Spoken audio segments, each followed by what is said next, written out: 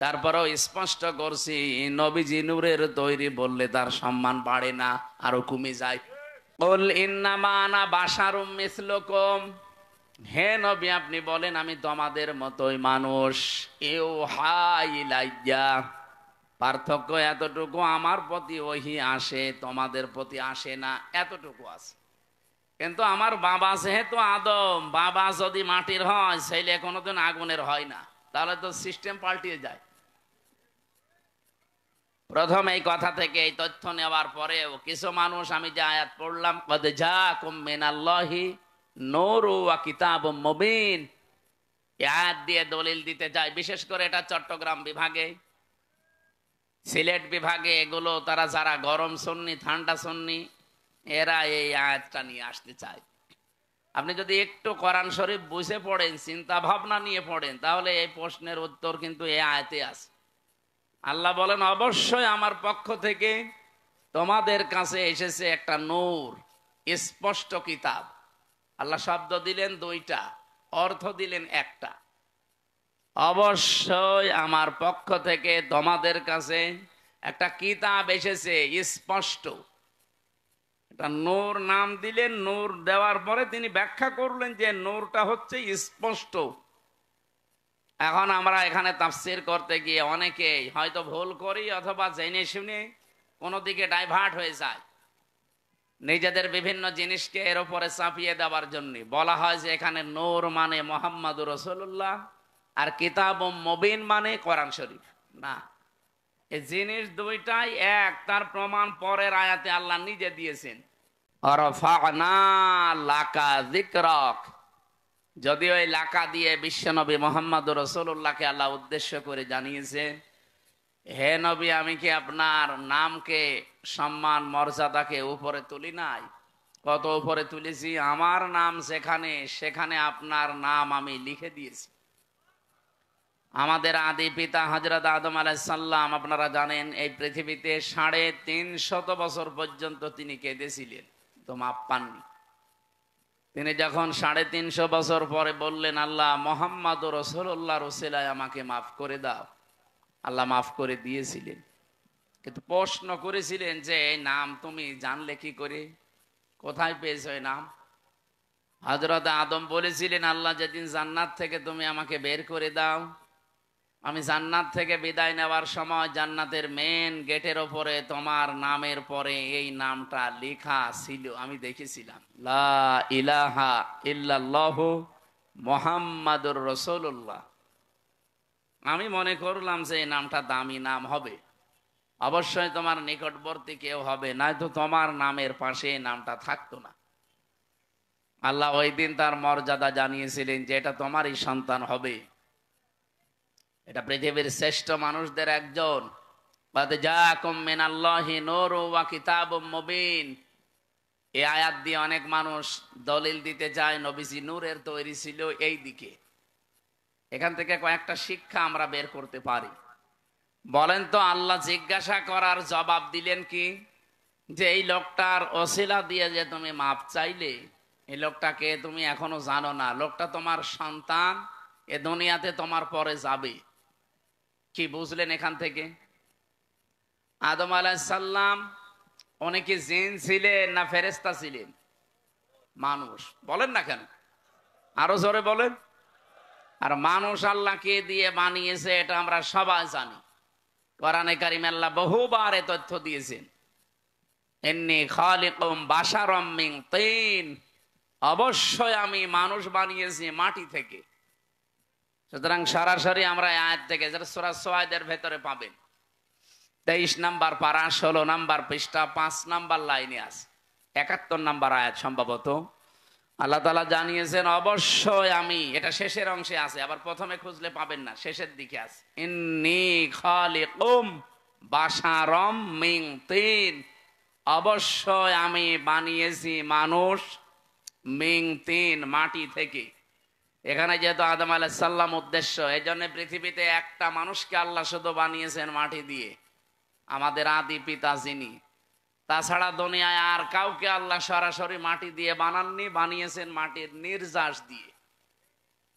আর মাটি বানিয়েছেন কমপক্ষে 10টা জিনিস দিয়ে। আপনি মাটি গবেষণা হয় যেখানে সেখানে মাটি নিয়ে যাবেন, দেখবেন 10টা জিনিস ওরা বের করে দেবে। অক্সিজেন দেবে, আয়রন দেবে, সিলিকন দেবে, এরকম অ্যালুমিনিয়াম দিবে, ম্যাগনেসিয়াম দেবে, পটাশিয়াম দেবে, এরকম 10টা জিনিস আমরা পাই।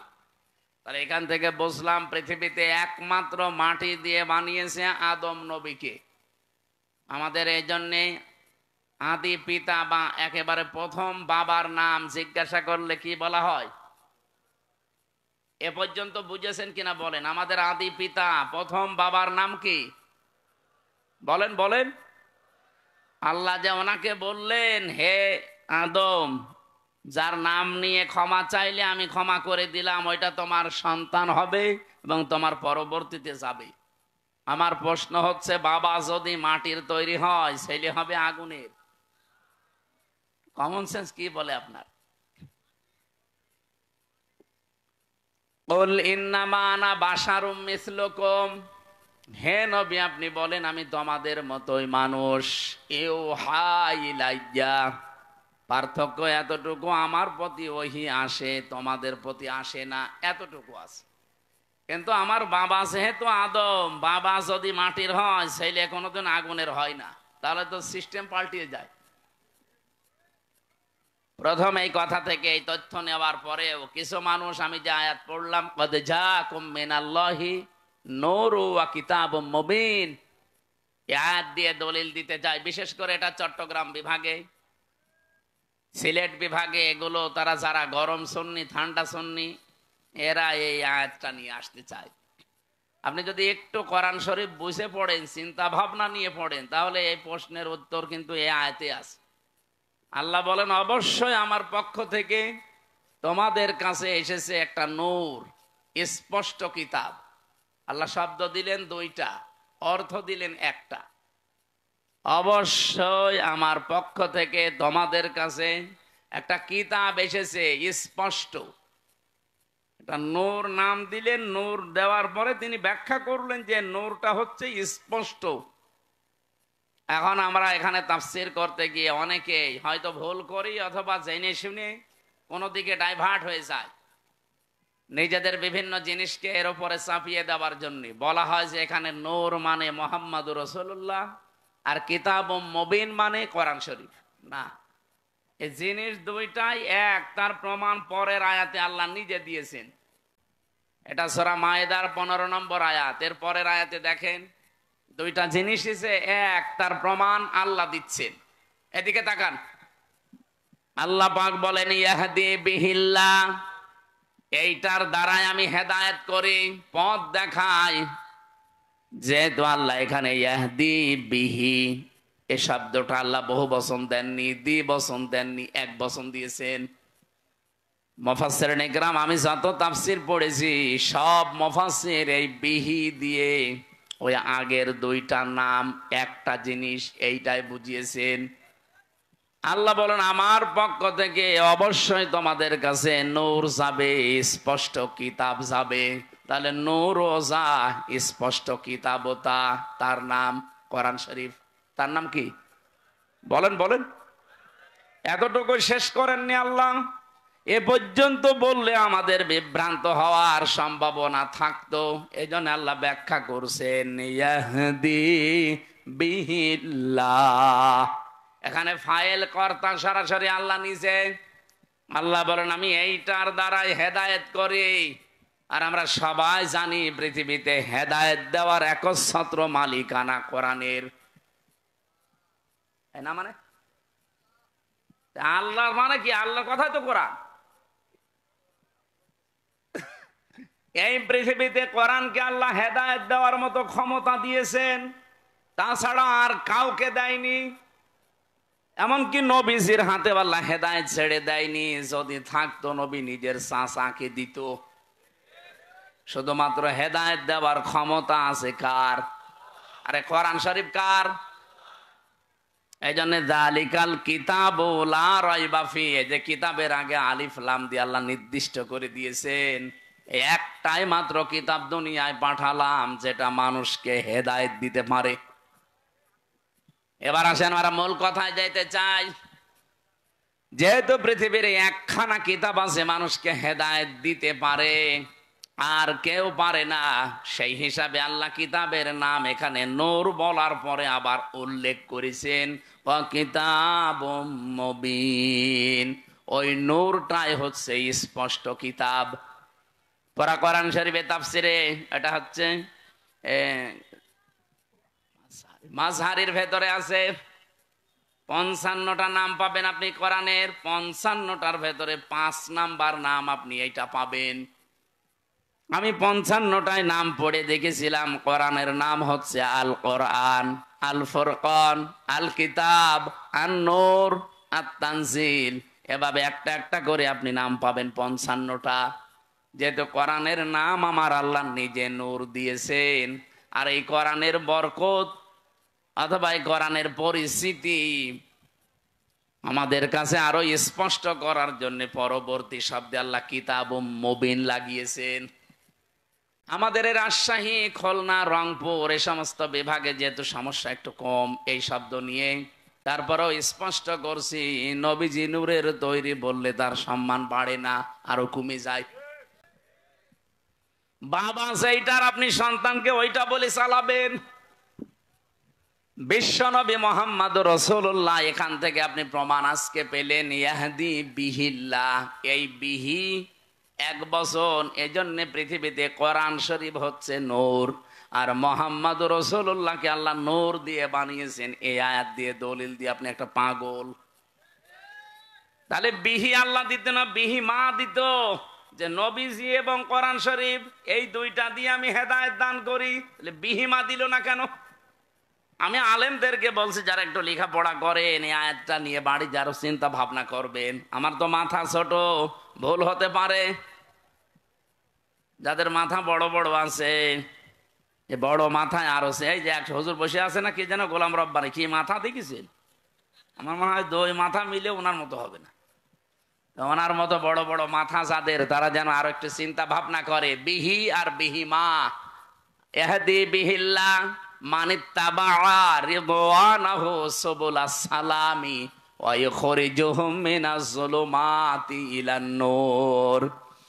আল্লাহ পাক বলেন এইটার দ্বারাই আমি হেদায়েত করি। এইটা মানে এখানে এক বচন কোরআন।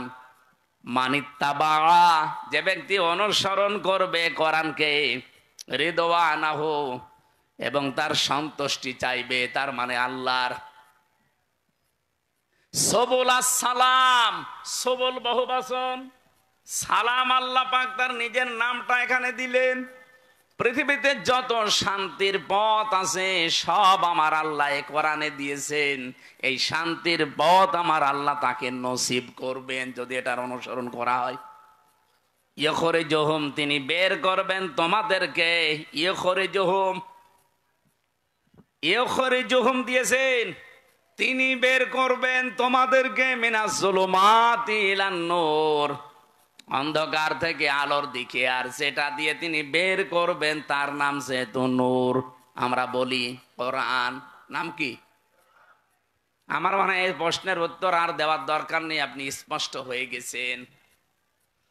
যে কথা বলতে চাই এখান থেকে, মুহাম্মদুর রাসূলুল্লাহর নাম নিয়ে হযরতে আদম নবী একদিন দুই দিন না 300 বছর কন্দন করেও মাপ পাননি। শেষে এই নামটার কারণে আল্লাহ মাফ করে দিয়েছিলেন। এই জন্যে সম্মান মর্যাদা দুনিয়াতে আল্লাহ যত বেশি এই পৃথিবীতে দিয়েছেন, একেবারে সে আরশের মেন দরজা থেকে শুরু করে, জান্নাতের মেন গেট থেকে শুরু করে, তামাম পৃথিবীতে যেখানে আল্লাহর নাম সেখানেই রসুলের নাম। কি আপনি দেখেন বাংলাদেশে প্রায় 1110 কিলোমিটার পথ, টেকনাফের একেবারে শেষ গ্রাম থেকে পঞ্চগড়ের তেতুলিয়ার ওই বাংলা বান্দা পর্যন্ত সব মিলিয়ে আপনি হিসাব করে দেখবেন 1110 কিলোমিটার। কত? 1110 কিলোমিটারের ভেতরে শুধু বাংলাদেশের এরিয়ায় আমি হিসাব করে দেখেছি কম পক্ষে 13 মিনিট 4 সেকেন্ড একাধারে আজান হয়। আমার একটু কষ্ট হয়ে যাচ্ছে।